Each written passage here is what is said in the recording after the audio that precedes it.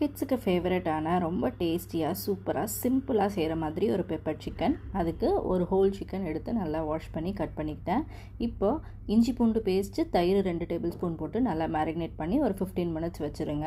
இப்போது மிக்ஸி ஜாரில் நம்ம 2 டேபிள் ஸ்பூன் மிளகு, 1 டேபிள் ஸ்பூன் சோம்பு, 1 டேபிள் ஸ்பூன் சீரகம் எல்லாத்தையும் நல்லா மையாக அரைச்சி எடுத்துக்கலாம். இப்போ ஒரு பேனில் 3 டேபிள் ஸ்பூன் எண்ணெய் விட்டு பட்டை, கிராம்பு, ஏலக்காய், அன்னாசிப்பூ இதெல்லாம் சேர்த்து நல்லா பொரிஞ்சதுக்கப்புறமே நம்ம ஜிஞ்சரும் கார்லிக்கும் நல்லா சாப் பண்ணி வச்சுருக்கோம். அதை ஆட் பண்ணிவிட்டு ட்ரை சில்லிஸ் 2, க்ரீன் சில்லிஸ் உங்கள் காரத்துக்கு ஏற்ற மாதிரி இதெல்லாம் நீங்கள் ஆட் பண்ணிக்கோங்க.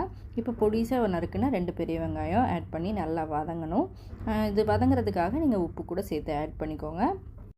இந்த ரெசிபிக்கு தக்காளியை ஆட் பண்ண தேவையில்லை. நான் ரச சாதத்துக்கு சிக்கன் வச்சு தொட்டு சாப்பிட்ற மாதிரி அந்த மாதிரியான டைப்பில் தான் நான் பெப்பர் சிக்கன் ரெடி பண்ணிகிட்ருக்கேன்.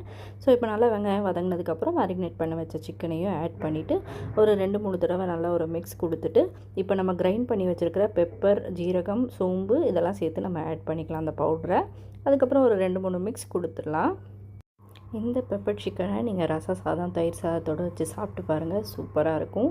கண்டிப்பாக ட்ரை பண்ணுங்கள். இப்போ நல்லா மிக்ஸ் பண்ணதுக்கப்புறம் லிட்டு போட்டு க்ளோஸ் பண்ணிவிட்டு ஒரு 10 மினிட்ஸ் நல்லா குக் பண்ணி எடுத்தால் சிக்கன் சூப்பராக ரெடி ஆகிடும். இந்த வீடியோ பிடிச்சிருந்தா நம்ம சேனலுக்கு சப்போர்ட் பண்ணுங்கள்.